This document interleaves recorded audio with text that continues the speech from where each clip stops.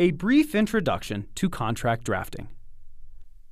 To understand contract drafting, you should recognize that it involves two aspects that together make up every contract. First, there are the organizational parts of a contract. And second, there are the contractual concepts, which are the different operative elements within the contract. Organizational parts. Like most legal documents, all contracts follow a basic format. The style of a contract may vary widely from one law office to another, and the length and detail of a contract will vary greatly depending on how complicated the transaction is. But every contract contains at least some of the common contract parts. They are the frame of the contract, which is the formal language at the beginning and signatures at the end. A definition section, which are the definitions used in the contract. The business sections, which set out the parties' rights and responsibilities. The termination section, which deals with the end of the parties' relationship. The general provisions section, sometimes called the boilerplate, which contains statements of policy that govern the contract. The contractual concepts. The parts of a contract make up the organization of the contract, but the contractual concepts consist of the operative language in a contract. These are the words that create contractual rights and obligations, are the basis for contractual liability or authority, and set out policies for regulating the contractual relationship. An easy way to think about the concepts is to associate them with verbs or actions. Just as every sentence must have a verb, every sentence in a contract contains at least one of these concepts. They are declarations. A declaration sets policy for the contractual relationship. For example, a drafter could use a declaration to define a term, or say to provide that New York law governs this agreement. A declaration does not create any obligation or liability. A declaration is signaled by the present tense of the verb. The purchase price is $25,000 is an example of a declaration. Now note that it does not obligate the purchaser to pay the purchase price. To do that, the drafter would use a covenant. A covenant obligates a party to do or to refrain from doing something. It also creates a right to the obligated party's performance belonging to the other party. So in other words, a covenant is a contractual promise. A covenant is signaled by the use of shall. Buyer shall pay the purchase price is an example of a covenant. Covenants are one of the three contractual concepts that are routinely studied in first-year contracts classes, the other two being representations and conditions, as discussed later. First-year law students read a number of cases construing and interpreting promissory language, that is, language creating a covenant. Now, it should be noted that the use of shall to signal a covenant is not subject to universal agreement. In some firms, a covenant is signaled by the use of will. In other firms, both shall and will, and sometimes must, are used interchangeably. Best practice, however, is to use shall, because unlike will or must, it unambiguously signals an obligation. Conversely, will can be used to indicate futurity, as in, the landlord shall pay for repainting the leased premises, but the tenant may choose the color that the painter will use. In that sentence, will does not create any obligation on the part of the landlord or the tenant, and the painter is not a party to the lease agreement between them, and so cannot be obligated under it. It merely indicates something that is going to occur in the future. Similarly, as discussed in the text, must can be used to signal a condition rather than a covenant. So, to avoid ambiguity, which is a central goal of contract drafting, it is best to use shall when drafting a covenant. Now, technically, representations and warranties are not synonyms, Briefly, a representation can only be made with regard to past or present facts. The verb must be in the past or present tense.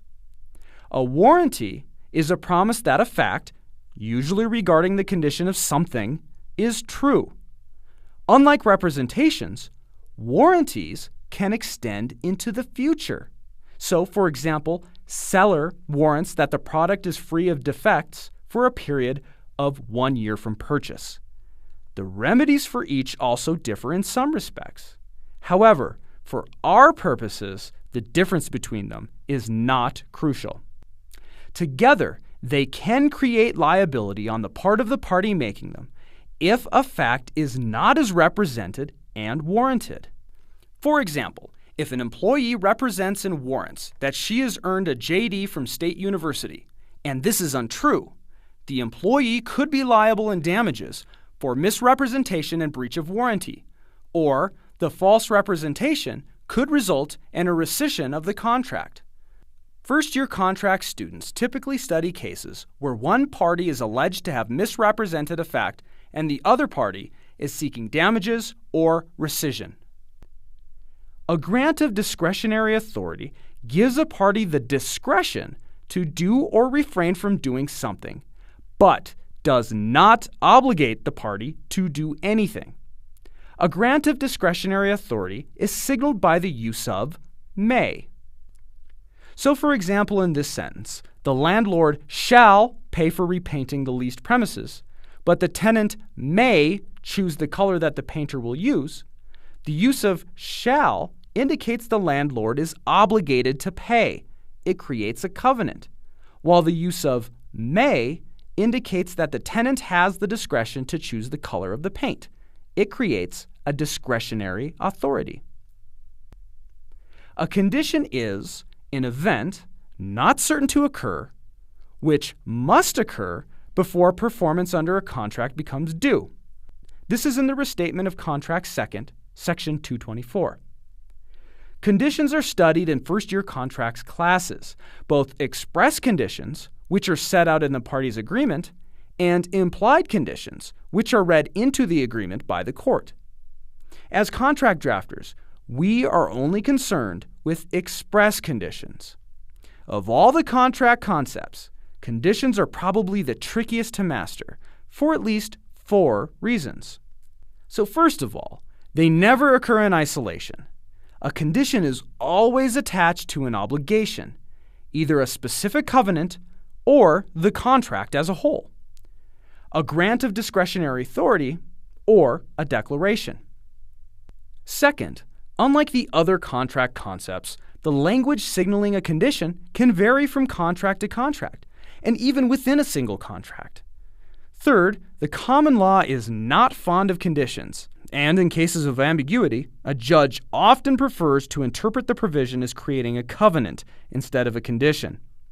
And finally, the failure of a condition does not, in and of itself, create any liability or right to damages. That is, a condition is never breached. It is either satisfied or it fails. The condition might trigger an obligation, but it did not create the obligation. Some other contract language did that. Similarly, the failure of a condition may have unpleasant consequences, such as allowing one party to terminate the contract, but there will never be a right to damages because the condition failed to occur, unless a party also promised that the conditional event would occur, but that promise would have to be found in separate language creating a covenant. A condition can be signaled by the use of phrases such as if, provided that, in the event of, unless, or it is a condition of, as well as by the use of the verb must.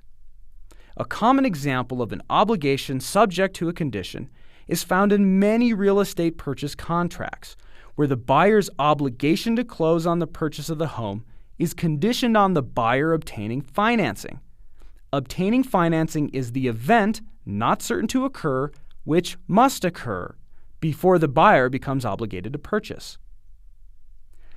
So let's look at an example of discretionary authority subject to a condition. If the tenant fails to pay the rent on or before the 10th day of each calendar month, the landlord may impose a $25 late fee. Now here, the tenant's late payment is the event not certain to occur, which must occur before the landlord can exercise its discretionary authority to impose a late fee. Now note that the landlord is not obligated to impose a late fee. It may or may not do so at its discretion. Moreover, assuming the lease also obligated the tenant to pay the rent on time, for example, it also included the provision, the tenant shall pay the rent on or before the 10th day of each calendar month, the late payment would be both the condition triggering the landlord's discretionary authority to impose a late fee and a breach of the tenant's promise or covenant, which would give the landlord a separate right to damages. Typically, the damages would be the unpaid rent plus interest. As stated previously, every provision in a contract falls into one of the previous categories of contract concepts, depending on what the provision seeks to accomplish. So, a definition or statement of policy is a declaration. An obligation or promise to do something is a covenant. A fact to be relied upon is a representation and a warranty. An option to do something is discretionary authority, and a triggering event is a condition.